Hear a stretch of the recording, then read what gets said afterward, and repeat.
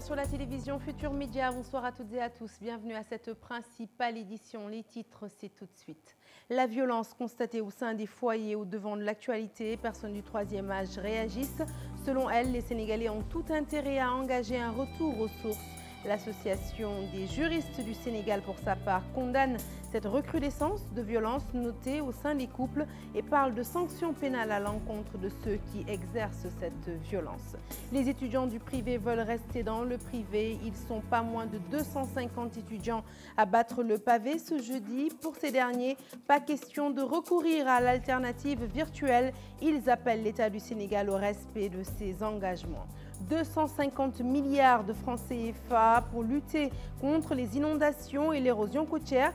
C'est l'initiative du WACA, une vaste plateforme qui regroupe 7 pays d'Afrique et qui lutte pour une meilleure gestion des littorales. Au même moment, à Saint-Louis, l'agence de développement municipal à pied d'œuvre pour mettre un terme aux dégâts causés par la brèche. Élus locaux et techniciens sont actuellement formés pour mieux prévenir les changements climatiques. Et puis Star Times, Excaf Télécom, le CNRA pour arbitrer le différend suite à une plainte déposée par Excaf contre le groupe chinois. Le patron du CNRA, Babacar Diagne, s'est rendu dans les locaux du groupe Excaf, compte rendu de sa visite dans cette édition. Voilà pour les titres. Le développement, c'est tout de suite.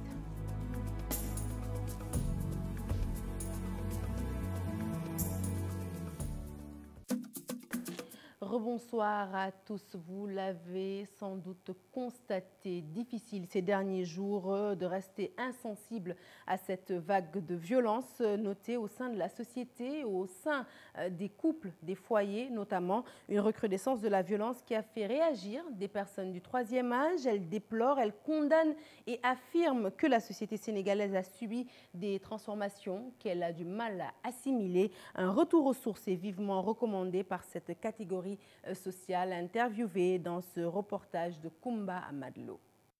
El Hadj Mourmeng s'empresse de donner son avis sur la situation de la société sénégalaise. Pour ce sexagénaire, le Sénégal fait face à une réelle crise des valeurs, des changements qui affectent principalement la famille.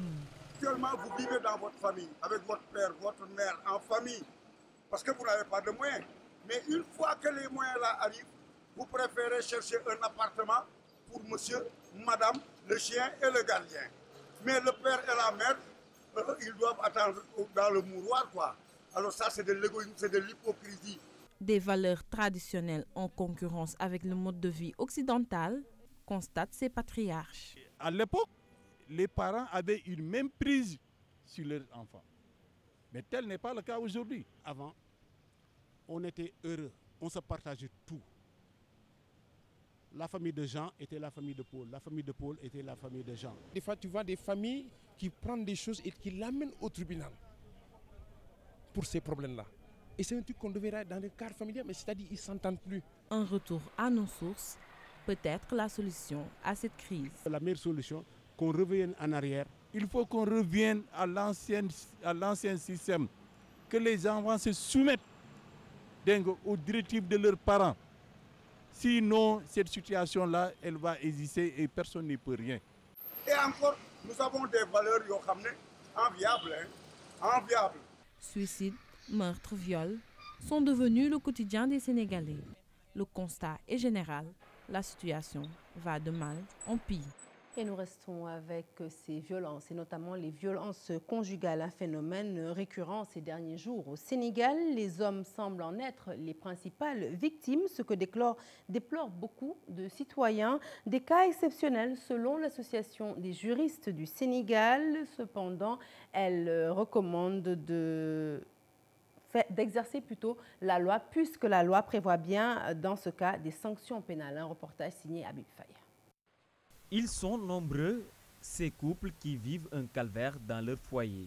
Certains l'étouffent, d'autres le divulguent et même en viennent aux mains. La jalousie, souvent indexée, mène même au pire. Les hommes comme les femmes en pâtissent. Je ne me suis jamais disputée avec mon mari. La paix doit régner dans le foyer.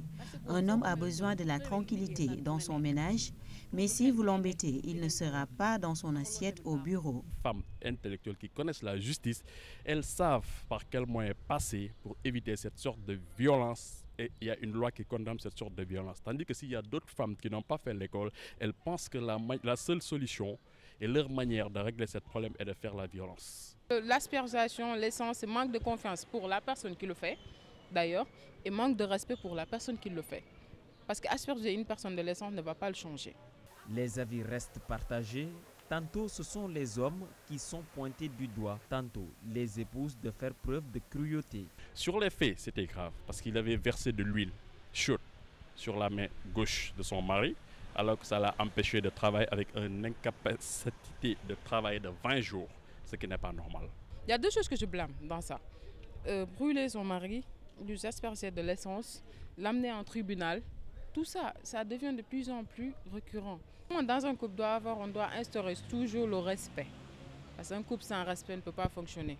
Et les hommes, on devrait les apprendre à respecter leurs femmes ou respecter les femmes à bas âge. Un homme victime de violence dans son ménage, une exception selon l'AGS qui prend le contre-pied. C'est des actes que nous condamnons avec force. Que la violence soit commise par un homme ou par une femme, nous condamnons. Cependant, nous ne sommes pas d'avis pour dire que c'est les hommes qui subissent ces violences-là. Et je me répète pour dire que c'est exceptionnellement au Sénégal qu'en matière de violence conjugale, que ce soit l'homme qui subit. Des sanctions sont prévues par la loi sur toute forme de violence exercée sur un individu. Vous savez, de façon générale, la loi sanctionne les coups et blessures volontaires portés sur une personne quelconque. Mais le fait que ce soit un époux sur un autre, c'est une forme de circonstance aggravante qui fait que c'est comme si c'est porté sur une femme. Mais l'article 294 du Code pénal réprime et sanctionne tout coup et blessure volontaire portés sur une personne. Le foyer est souvent considéré comme un espace de détente entre les deux conjoints. Aujourd'hui, il devient le théâtre de scènes de ménage, un phénomène qui commence à inquiéter. Et nous parlons tout à fait autre chose à présent, des blocages notés lorsqu'il s'agit de signer des conventions internationales en matière de protection des femmes, un constat qui a fait l'objet de débats lors d'une conférence, laquelle a été justement organisée dans le cadre des mercredis de l'Institut des droits de l'homme et de la paix. Suzanne Sek y a assisté au reportage. L'effectivité des droits des femmes et des filles dans la législation interne pose d'énormes difficultés à l'Association des juristes du Sénégal. Notre pays a signé et ratifié presque l'ensemble des conventions et des protocoles qui sont relatifs à la promotion des droits des femmes et des filles, signés et ratifiés sans réserve. Mais nous avons un problème, c'est l'effectivité même de ces droits-là dans la législation interne. Un débat fructueux avec les différents participants qui se sont prononcés sur la question. Aujourd'hui, nous avons saisi cette occasion pour échanger avec des praticiens, c'est-à-dire des juges qui sont chargés de dire le droit, pour qu'ils se prononcent sur la question de l'application directe de ces conventions ou non. Et nous avons des avocats aussi, à qui nous avons demandé aujourd'hui pourquoi ils n'invoquent pas plus souvent les dispositions de ces conventions quand ils sont en audience. Au terme de ces échanges et recommandations, des résultats sont attendus. D'après les réponses qui sont sorties, peut-être les organisations de la société civile sont mieux outillées pour essayer de se préparer, pour essayer de voir comment essayer de saisir les cours de justice régionales et sous-régionales. Nous avons aujourd'hui, à travers les communications de certains praticiens, certains avocats, nous avons ils nous ont parlé des procédures de saisine de ces cours par rapport à une violation de droits humains de la femme ou de la petite fille. Cette rencontre s'est tenue dans le cadre des mercredis de l'Institut des droits de l'homme et de la paix. Nous restons avec les femmes, plus précisément celles de l'arrondissement de Cascas qui étaient dans les rues pour réclamer l'achèvement des travaux de l'hôpital entamés depuis 14 ans maintenant pour un coût global de 5 milliards de francs CFA. Venues de plusieurs villages du Fouta, elles ont bravé la chaleur, ces femmes, pour réclamer de meilleures conditions de vie, des infrastructures sanitaires, mais aussi l'érection de Cascas en commune. Nous écoutons Marianne Tal, porte-parole de ces femmes de Cascas, Kaskas au micro d'Abdourahmane Diallo. Nous refusons de continuer en tant que femmes à perdre la vie juste pour en donner une nouvelle. Ce problème est dû à un manque d'infrastructures sanitaires dans l'île Amorphile. Monsieur le Président, nous vous supplions de terminer les chantiers de l'hôpital de Kaskas démarrés depuis 2004. Terminer cet établissement sanitaire vieux plus d'une douzaine d'années qui a coûté à l'État près de 5 milliards de nos francs et ne sert que d'enclos aux animaux en divagation alors que des hommes et des femmes meurent suite à de longues pénibles évacuations. Les femmes de l'arrondissement exigent la finition des travaux. Voici le cri de cœur des femmes de champ, des femmes du fleuve et du Fouta. Nous osons croire que vous diligenterez et donnerez des instructions nécessaires pour que nos doléances soient réalisées dans les plus brefs délais. Parlons d'éducation à présent. 253 étudiants orientés dans les universités privées ont battu le pavé. Ils demandent à l'État de payer la dette qu'il doit justement à ces universités. Ces étudiants ne veulent pas de l'alternative virtuelle. Ils veulent tout simplement continuer leur formation dans le privé. Abdourahmane Diallo et Mamadou Gueye.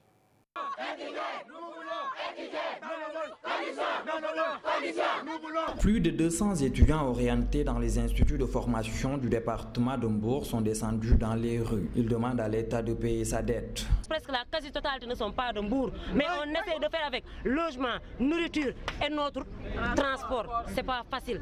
La moindre des choses, c'est de respecter. Les établissements ont toujours demandé pour qu'on puisse verser leur somme pour que les étudiants puissent faire leur formation normalement. Parce que les professeurs qui nous enseignent, on les paie. Si l'État régularise avec eux, on pourra au moins faire notre formation normalement parce que nous sommes les avenirs de demain. Depuis presque un mois, ces étudiants ont été renvoyés. Ils ne savent plus quoi faire. Mais ils ne veulent pas l'alternative d'être orientés à l'université virtuelle du Sénégal. Cela, je dis, risque d'embrouiller les étudiants. Parce qu'on ne peut pas commencer dans un institut et on te renvoie dans un autre institut. Ça, c'est pas admissible et c'est pas aussi facile à digérer. C'est pour cela que je dis, une bonne fois pour toutes, on régularise ça.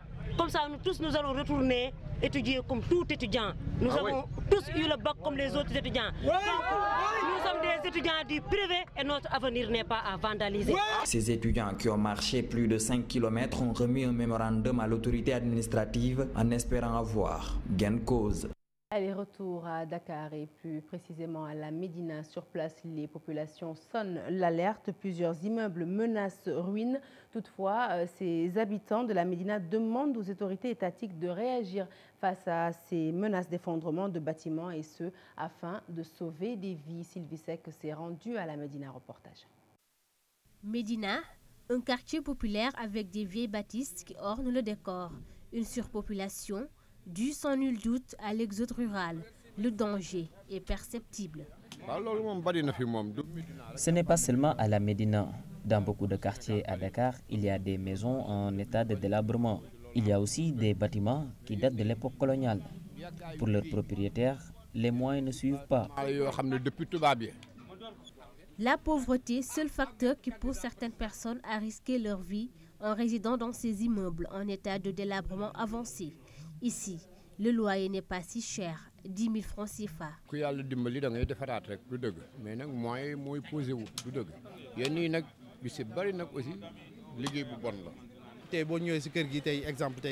Le prix des locations est fixé entre 10 000 et 15 000 francs, ce qui est anormal. Car pour une chambre normale à la Médina, il faut débourser 50 000 francs au mois. Ces populations lancent un appel aux autorités afin que leurs conditions de vie soient meilleures. Tu vois des bâtiments qui sont invivables et pourtant, il y a des gens qui y habitent. Ils aiment trop la facilité. J'ai vu une personne qui s'est coupée la main car le bâtiment s'est effondré sur elle.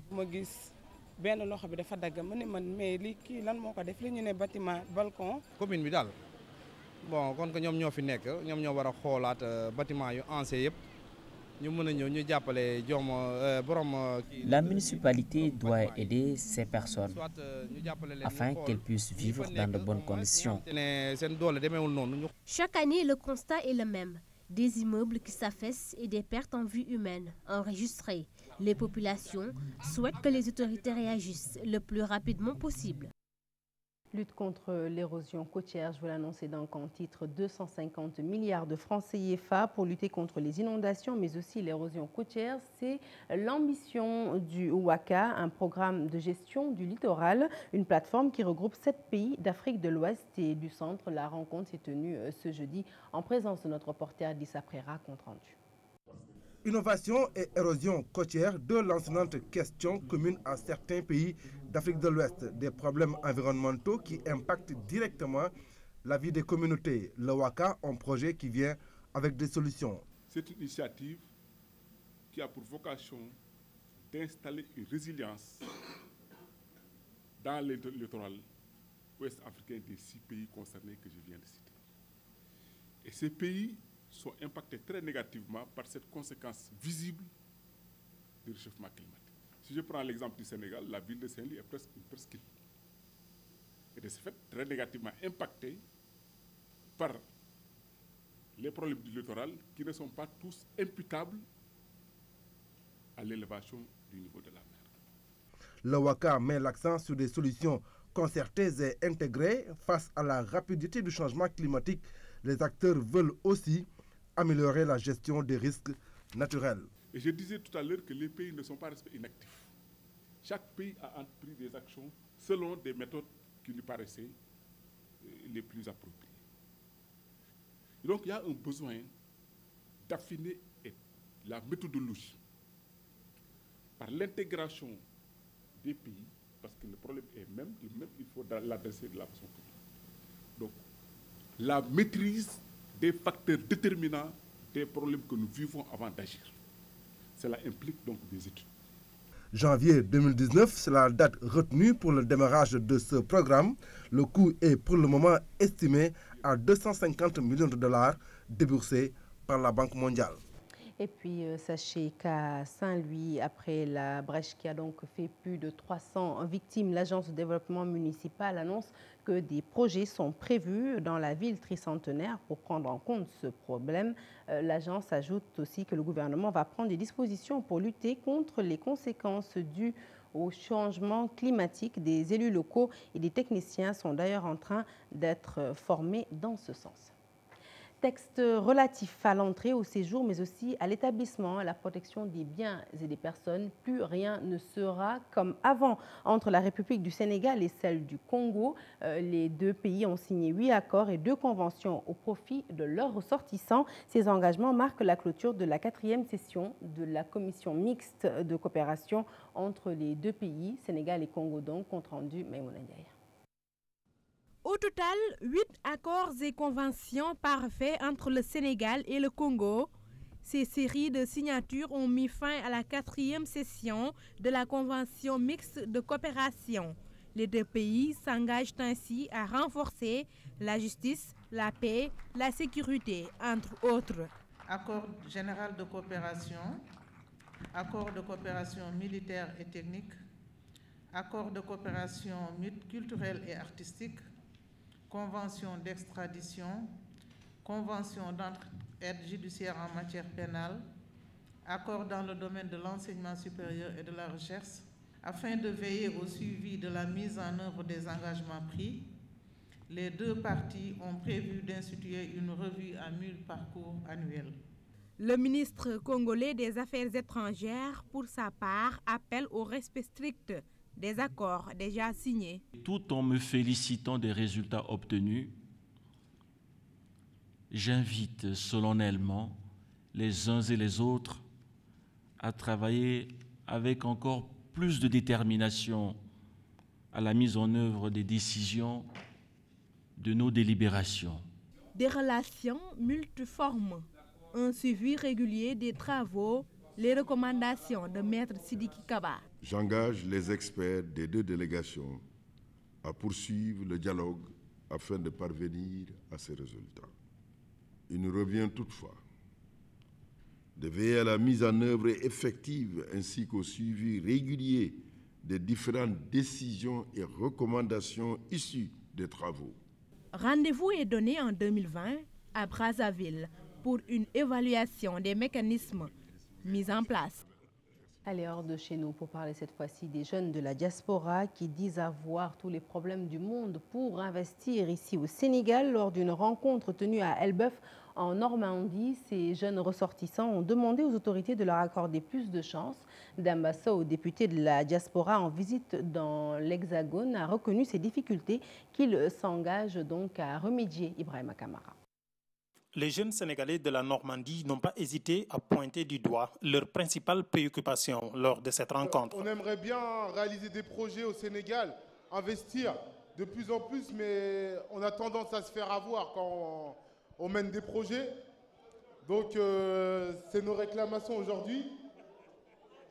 Les difficultés que la jeunesse rencontrait pour investir au Sénégal et pourtant toutes les dispositions et les mécanismes ont été mis en place sous l'ère Macky. Mais encore une fois, la jeunesse de la diaspora peine à investir, ce qui est inadmissible. Je prends à titre d'exemple certains jeunes qui créent des projets qui malheureusement n'aboutissent pas. Ça, c'est un grand problème parce que ces jeunes-là, quand ils reviennent en France, non seulement ils ont perdu leur projet, mais en plus, ils prennent la carte du monde et ils rayent le Sénégal de la liste. Ils ne croient plus au Sénégal. Et ça, c'est un facteur qui est vraiment à pointer du doigt. Le député de la diaspora sénégalaise Demba Sow a reconnu ces inconvénients. Fatoumata Ngaïdé a dit quelque chose qui nous concerne, nous les députés du peuple. Monsieur le ministre, ouvrez vos portables. Monsieur le ministre, ouvrez vos bureaux. Monsieur le ministre, descendez les vitres de vos voitures. Monsieur le DG, entendez ces populations qui veulent investir au Sénégal. Le président de la République est un homme extrêmement déterminé à changer le Sénégal, mais il ne peut rien faire tout seul. La rencontre a eu lieu en présence du directeur de cabinet du ministre de la Jeunesse, Serigne Issa Diop, le conseiller à la présidence Mamoudou Yayaba et Amadou Daf, conseiller du DG de la LONASE, Amadou Sambakan, qui ont bien pris note du cri de cœur des jeunes ressortissants sénégalais de la Normandie. Actualité politique, donc avec cette déclaration, l'opposition se prépare à sa défaite. C'est pourquoi elle se perd dans ses sorties. Concernant nos ressources naturelles et le processus électoral, c'est le sentiment du secrétaire exécutif national du secrétariat exécutif national de l'APR qui a fait face à la presse ce matin. Plusieurs questions d'actualité ont été abordées avec les journalistes au cours de cette rencontre. Les détails, c'est avec Al-Hassan Ba. Le secrétariat exécutif national de l'APR se mêle au débat. La polémique sur nos ressources naturelles est inutile. L'opposition se prépare d'avance à sa défaite au soir du 24 février 2019. Le président Macky Sall a raison de demander à ceux qui ne savent pas d'avoir l'humilité de s'informer pour ne pas se perdre dans les jugements hasardeux de pseudo-experts politico-pétroliers qui ne peuvent même pas faire la différence entre un champ gazier et un puits pétrolier. La stratégie de l'opposition, rythmée par une campagne systématique d'intoxication, de désinformation et de dénonciation calomnieuse, n'est rien d'autre qu'une façon d'expier d'avance sa défaite retentissante au soir du 24 février 2019. Pour Seydou Gueye et compagnie, la fraude électorale est une maladie du siècle guérie. C'est bien sûr en réponse à l'opposition sur les suspicions de fraude avancées. Le SEN estime que la loi est claire sur la question du fichier électoral.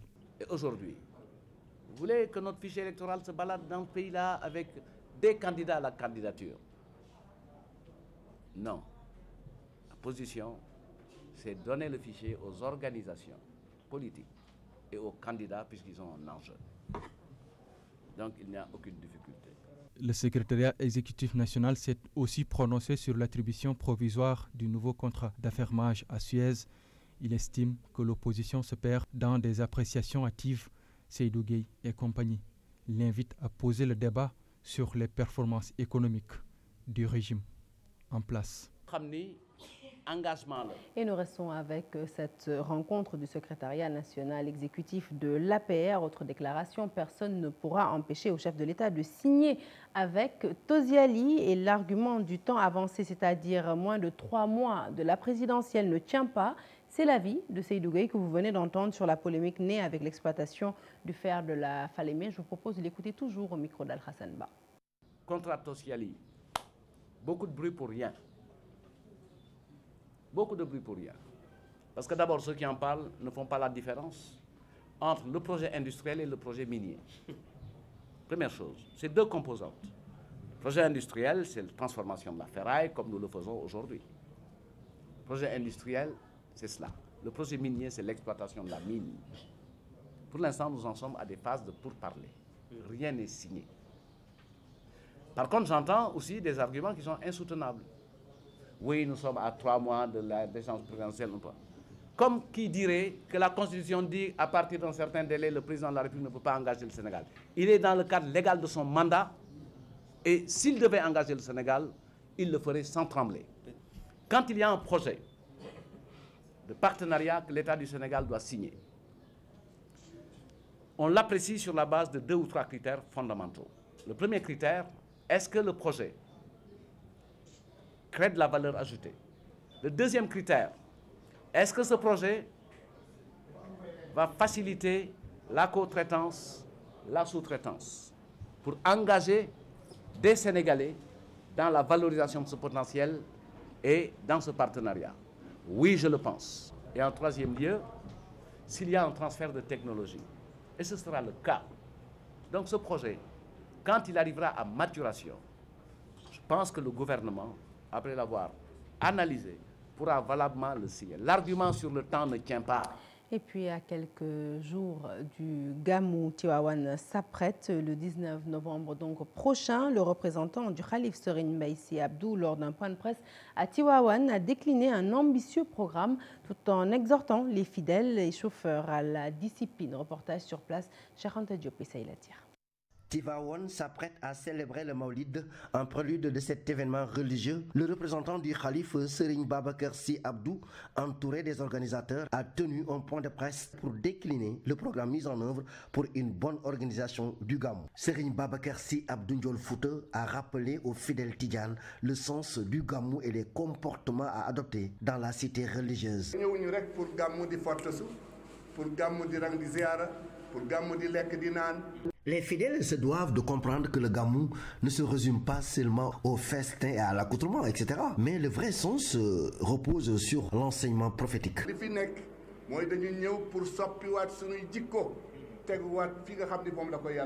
Des milliers de pèlerins feront le déplacement à Tivaouane lors du Gamou. Ndiol Fouta Serigne Mbaye Abdou a surtout exhorté les conducteurs de véhicules à la prudence et à la discipline dans la circulation.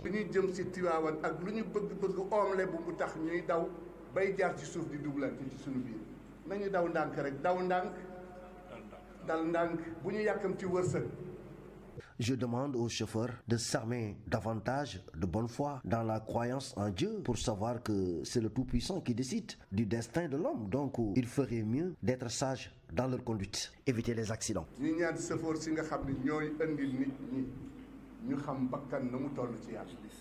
Sur les traces d'Al-Amin, ensemble pour la paix, c'est le thème du Maulid de cette année qui sera débattu par d'éminents intellectuels et chefs religieux.